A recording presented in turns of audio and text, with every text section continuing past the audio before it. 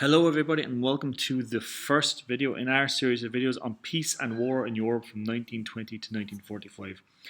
Our area of study falls just outside of World War I, so today's video will focus on the Paris Peace Conference that was held in 1919, just after the end of World War I. As always, we begin with our learning outcomes, so by the end of this video you guys should know who the big three were at the negotiations and what each of their motivations were.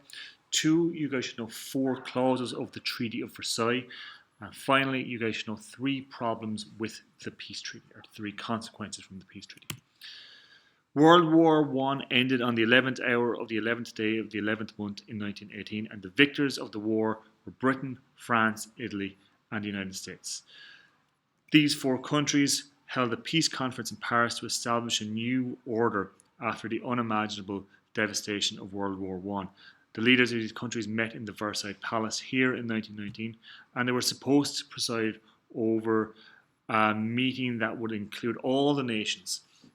However, it was soon obvious that everything would be decided by the big three.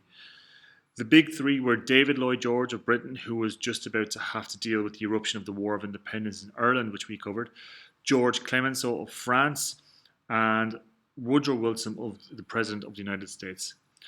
All 3 came to the negotiations with wildly different aims and agendas.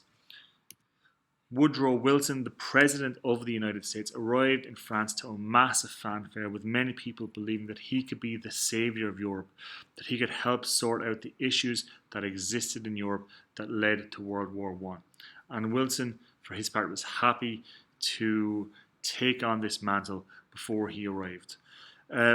Before he arrived, he produced something known as his 14 points towards a peace plan, his 14 points plan.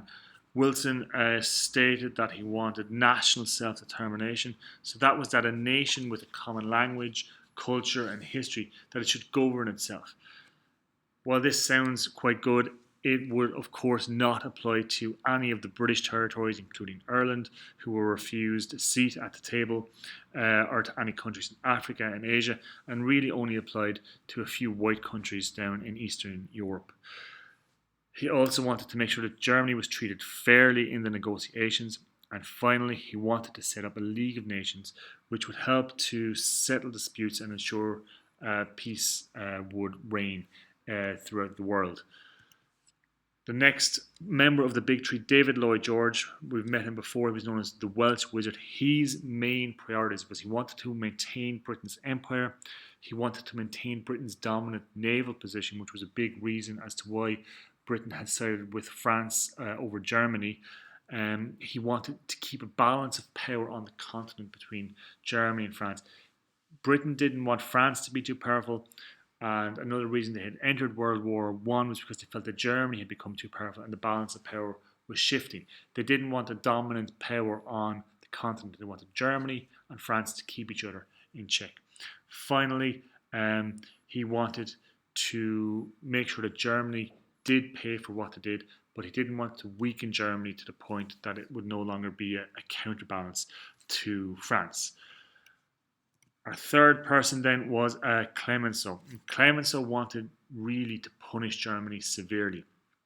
France had been the main scene for the war, and Clemenceau, who just like David Lloyd George had a nickname, the Welsh Wizard, Clemenceau's nickname was the Tiger.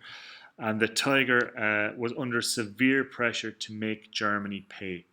The French people, first of all, and Clemenceau, they wanted revenge for the German invasions of 1870 and 1914.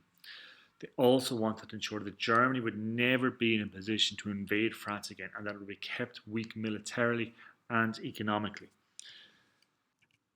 Treaties were made with all the losing powers, including Austria-Hungary, as we can see here. Austria-Hungary was divided up after the Treaty of Versailles, but also Turkey and Bulgaria, as you can see here, these also had to sign their own separate treaties with the victorious powers. But the main treaty was the Treaty of Versailles, and that was signed with Germany on the 28th of June in 1919. And the main clauses of the treaty were as follows. The first one was the War Guilt Clause. This said that Germany and her allies had to accept full blamed for starting the war due to their aggressive stances, and this is known as Article 231. The second clause of the treaty stipulated reparations. Reparations are repayments. So Germany had to pay damages of $6.6 billion back for what had occurred during the war. The third clause is the demilitarization of the Rhineland. So you can see here the Rhineland is marked there with the circle around it. This is the area between France and Germany. Germany couldn't have any armed forces west of the River Rhine or any armed forces 50 miles east of the Rhine. This was to ensure that they would never invade France again. Another way to make sure that they didn't invade France again was to reduce the armed forces of Germany. Germany could now only have an army of 100,000 men with no air force, and they weren't allowed any submarines as well. Territorially, Germany was put at a disadvantage. Also, the Anschluss, or the union with Austria, was forbidden to happen. As you can see here, Germany and Austria are highlighted on the map there. And finally, Germany lost territory in the west to France, as you can see here highlighted. Alsace and Lorraine was returned to France. They also lost the Polish corridor in the east to Poland, so Poland would have a port that they could trade from. So finally, this brings us to the consequences of the treaty, and there are three main consequences. The fact is that the Treaty of Versailles was too harsh, and it did help contribute to the rise of Hitler. A second consequence of it is that the reparation clauses damaged the German economy throughout the 1920s, which was too weak to keep up the repayments. In fact, German money becomes completely useless in 1923. The third consequence is that the Italians were angry at how they were treated. They had been winners. They had been promised things when they had joined the war with the treaty in London, and they felt that they had been betrayed. This, in turn, will also lead or contribute to the rise of Mussolini.